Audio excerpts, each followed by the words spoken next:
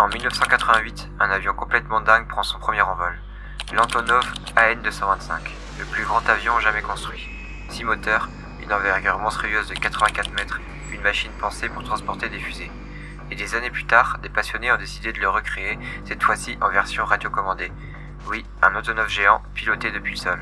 Mais ça, on y reviendra, parce qu'aujourd'hui, on va voir les modèles RC les plus impressionnants jamais construits. Imagine, tu vas dans un magasin de modélisme, tu vois des petites 1 dixième, des 1 huitième, tranquille. Et là, t'as le vendeur qui te dit « On a reçu un Monster Truck un peu spécial ». Il ouvre ses portes, et là il te montre presque 1 mètre de long, 38 kg, des roues de 30 cm. Le Prima RC Raminator V4, c'est pas un prototype, c'est un modèle que tu peux acheter de série. Il coûte entre 3800 et 5000 euros. Ce qui est fou, c'est que c'est un vrai moteur thermique de 49 cm3 essence. Ça démarre comme une tronçonneuse ou une débroussailleuse. Transmission 4 roues motrices, différentiel métal, châssis alu, grosse suspension. C'est un modèle officiel Monster Jam, donc il y a les livrets Grave Digger, tout ça.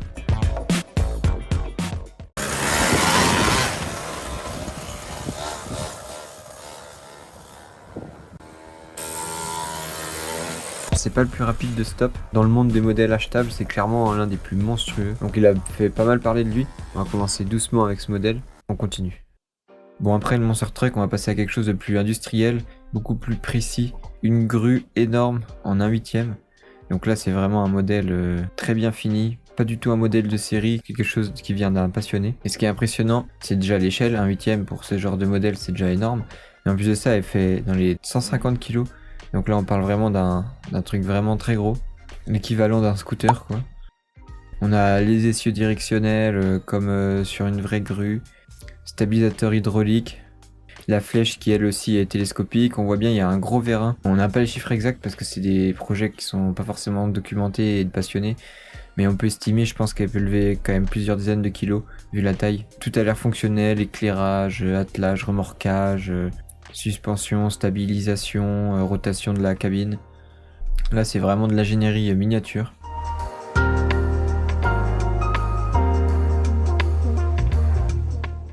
Donc ça reste un modèle, je pense, qui fait dans les 2 mètres de long environ. Donc on parle déjà d'une sacrée bête. Et donc on enchaîne. Bon, pour celui-ci, on va partir sur un modèle complètement différent. Là, on n'est pas sur un RC acheté en boutique, ou c'est vraiment une pièce unique. On est sur un projet construit par un passionné allemand. Il a mis 2 ans à le construire. Pour reproduire un MAN 6x4 F90 radiocommandé. Donc c'est Monsieur Wessel qui a fait ça. À Schutthof, près de Osnabrück, Monsieur Wessels a construit dans le plus grand secret un camion-benne qu'il est difficile de qualifier comme étant une miniature. En fait, c'est d'un vrai camion qu'il s'agit, et à défaut d'occuper la cabine, on peut se promener dans la benne. Mais c'est vraiment intéressant parce que c'est un projet mécanique. Il y a des pièces automobiles, on retrouve... puis même l'échelle, on est plus sur du 1 tiers, voire plus. Donc il a une boîte de vitesse d'Opel, un pont de Lada, que des pièces automobiles. Il peut charger, béner, on peut même se faire promener. En termes de réalisme, c'est un gros projet. Ce même monsieur Wessel, il a aussi fait une pelle à chenilles, à la même échelle, on va dire 1 tiers, plus ou moins. On la voit vite fait un petit peu dans la vidéo. Donc voilà, donc un gros projet, belle miniature, chapeau. Bon, après le MAN, on va quitter la route, et là on va arriver sur un truc déjà vraiment démesuré. Donc un hélicoptère, déjà emblématique dans la vie réelle, le Bell 222. Et là, ce modèle-là, c'est un modèle 1 tiers, voire un peu plus. 4,25 m de long. Diamètre du rotor 3,75 m, donc on n'est vraiment pas sur un jouet. Ce qui est fou, c'est que celui-ci, c'est un hélicoptère électrique, un moteur de 8 kW. Donc c'est déjà une grosse puissance, ça correspond à environ 10 chevaux. Et malgré tous ces gros équipements, on reste sur un poids d'environ 25 kg, ce qui est quand même pas mal dans le monde du RC, mais pour l'échelle, ça reste relativement correct. Quand il décolle, ça se rapproche plus d'un vrai hélicoptère.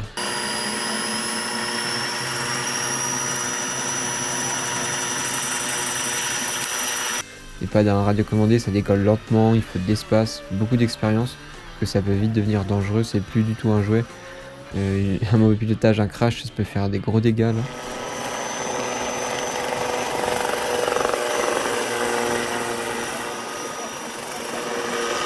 Et encore, on n'est même pas encore dans les plus lourds de la liste, mais ça reste quand même un modèle impressionnant.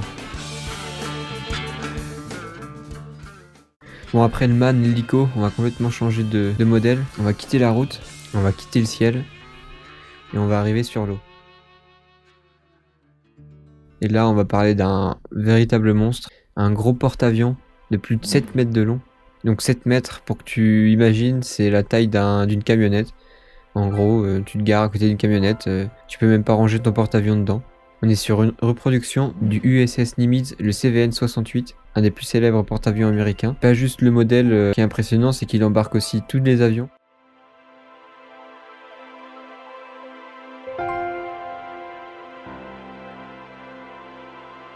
Des F-14, un B-25, etc. Enfin, beaucoup d'avions, fonctionnels d'ailleurs ou non. Surtout un porte-avions, le but aussi c'est d'avoir une catapulte. Donc là, elle fonctionne réellement sur ce navire. On peut descendre un appareil dans le hangar et le remonter sur le pont. C'est vraiment très stylé. Bon, on parle pas juste d'un modèle déco, on parle d'une reproduction carrément technique. Bon, la coque elle est construite en matériaux légers comme du carton mousse pour garder quand même un poids assez maîtrisé, surtout pour les 7 mètres de long. Pas mal de pièces imprimées en 3D, des coupes laser, enfin pas mal de techniques vraiment très fort. Là on est sur un niveau quand même de précision qui dépasse le hobby du mec lambda.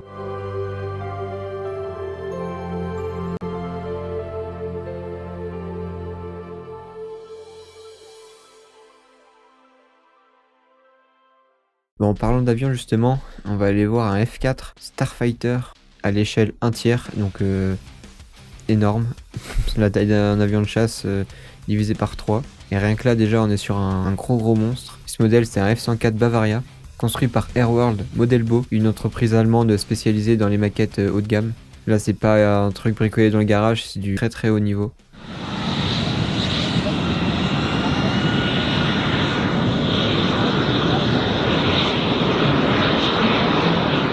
Niveau dimension, accroche-toi, longueur quasiment de 6 mètres, 5 mètres 78 pour être précis, envergure de 2 mètres 50, poids en ordre de marche 90 kg, donc là énorme.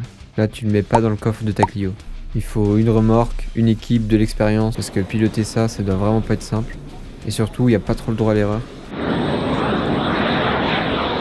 Et ce qui est impressionnant aussi, c'est que ce F4 est équipé de 2 turbines.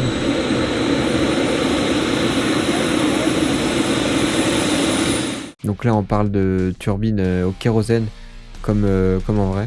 Il embarque presque 20 litres de carburant avec lui. Bon, à cette taille là tout doit être sérieux parce que moindre écart c'est la fin. Un vrai train d'atterrissage solide construit par Airworld. Une électronique redondante donc comme en aviation réelle, avoir des systèmes de secours. Cerveau haut de gamme, tout est pensé pour la fiabilité, tu m'étonnes. Plus de ça, dans la vraie vie, le F4 c'est pas un avion facile. Il était surnommé le missile avec un vrai homme dedans. Une petite aile, profil très fin. C'est clairement un jet RC quand même impressionnant. J'aimerais bien voir ça passer à pleine vitesse avec le bruit des turbines. Et on enchaîne avec le suivant. On continue avec un truc vraiment impressionnant. Ici, on est en Allemagne, un rassemblement dédié aux modèles militaires. Mais là, on n'est pas sur des petits modèles du tout. Là, on parle d'échelle 1/4. Donc, pour des tanks, ça devient quand même des trucs assez balèzes. À cette taille, un King Tiger fait plus de 2,50 m de long. Donc, une vraie bestiole.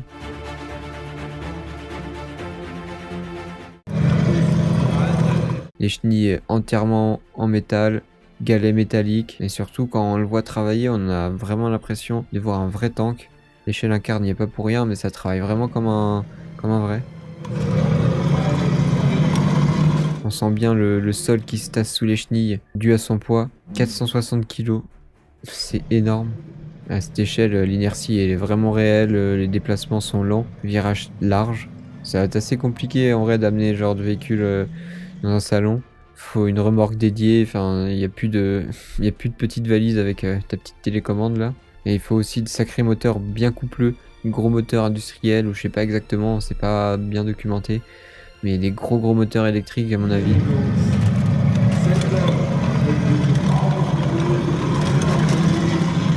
Mais ouais, il a vraiment un mouvement super réaliste et à cette échelle là les proportions elles sont bien respectées.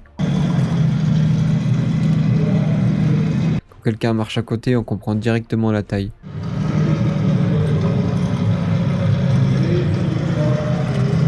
On a encore quelques modèles à voir, c'est parti. On arrive maintenant sur un modèle qui change totalement d'échelle. Bon, il est pas forcément beaucoup plus grand que les autres, mais il change d'échelle parce que comparé par exemple au F-104 en 1/3, celui-ci a les mêmes proportions quasiment, quoique un peu plus gros quand même, pour l'échelle 1/16e, tellement le modèle de base était grand.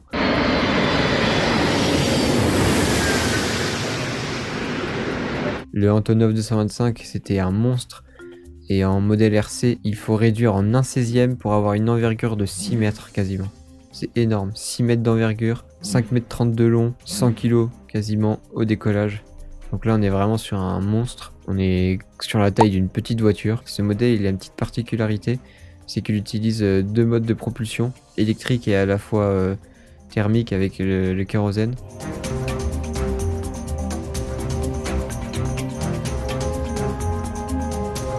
Il embarque de vraies micro-turbines au kérosène, mais en plus de ça il utilise des moteurs électriques. Donc en fait ça vient aider la turbine et créer une poussée encore plus forte pour décoller les 100 kg, ce qui est pas négligeable je pense.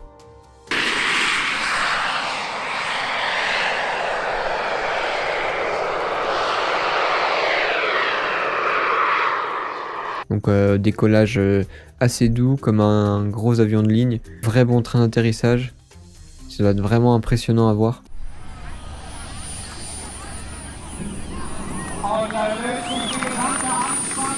Et je pense que ouais, de loin ou en visu, on doit un peu oublier que c'est un véhicule radiocommandé tellement ça doit être imposant. Mais on n'a pas fini avec les engins qui volent impressionnants, on continue. Bon là on arrive sur un projet de dingue en vrai, de Rémi RC sur YouTube si vous voulez aller voir. Il a réalisé un Boeing à l'échelle on peut dire 1/10, mais même le Antonov à côté qu'on a vu précédemment est plus petit, puisque là on parle carrément de 10 mètres d'envergure. Il est incroyable. C'est un 777X, donc de Boeing, avec la livrée Boeing d'origine, donc il paraît super réaliste. Donc le vrai Boeing, pour comparer, il a une envergure de 72 mètres, quelque chose comme ça. Donc là on peut comparer avec n'importe quel véhicule, ça reste relativement long, deux voitures l'une devant l'autre par exemple, et il dépasse les 7 mètres de long. Le train d'atterrissage est gigantesque, multi-roues comme le vrai modèle. Les moteurs sont dimensionnés pour respecter les proportions réelles. Et justement en parlant des moteurs, ce modèle là c'est des turbines mais électriques, on appelle ça des EDF. C'est un moteur électrique qui entraîne une turbine dans un conduit fermé. L'air est aspiré à l'avant et compressé par les pales, puis expulsé à l'arrière pour faire la poussée. Was that a tire? Or was that rain? 3 minutes. I thought that was water. No? 75. 74. Yeah. Up. Flaps up. 7. C'est plus simple et plus fiable que des turbines à kérosène à l'échelle en tout cas. Mais à cette échelle-là, pour ces moteurs, pour les alimenter, il faut de sacrées réserves de batterie. Puis quand on peut voir, malgré sa taille, en vol, il est super stable. Mais en même temps, avec 10 mètres d'envergure, il doit avoir quand même pas mal de portance. Donc, comme c'est un long courrier, c'est assez fluide, décollage assez doux, etc. 6.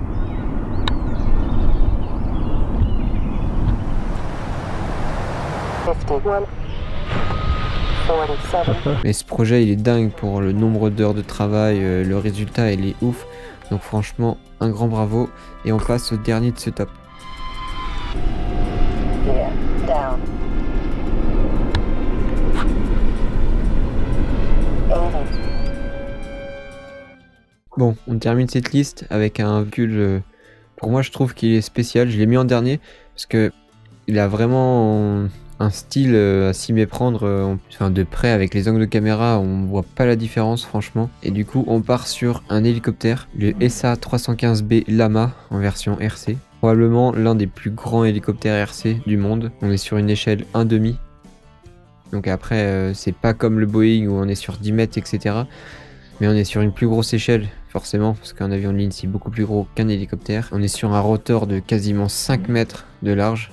Imaginez la taille, c'est quand même énorme. Ça va être flippant à piloter ce truc. On est quand même sur un poids de 80 kg au décollage, donc c'est déjà quand même pas mal comparé aux avions.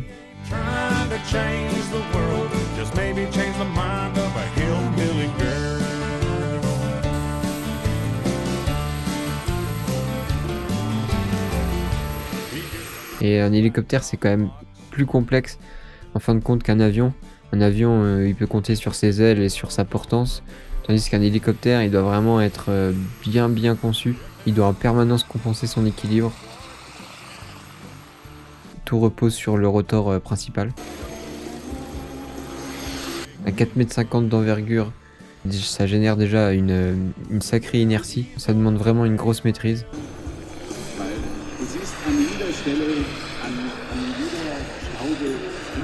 Et puis surtout quand on voit ce modèle, ce qui frappe, c'est le réalisme. Il est vraiment très chouette.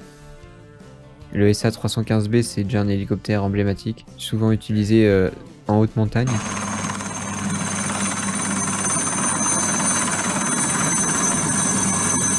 Structure tubulaire, silhouette fine, train léger. Au niveau du son, ça doit être impressionnant aussi parce que dans tous les cas, c'est le bruit de l'air qu'on entend le plus sur un hélicoptère avec les pales qui frappent à chaque fois l'air.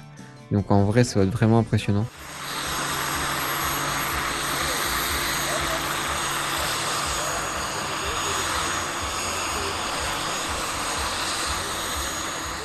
Et c'est ça qui est fascinant dans le modélisme, c'est que en soi tout est possible. On peut prendre les années qu'on veut, mais faire les projets que l'on souhaite, ça c'est ouf. On peut tout fabriquer de nos mains si on a les compétences et les moyens aussi, surtout parce qu'on a quand même fait un top, mais ça doit être un sacré budget.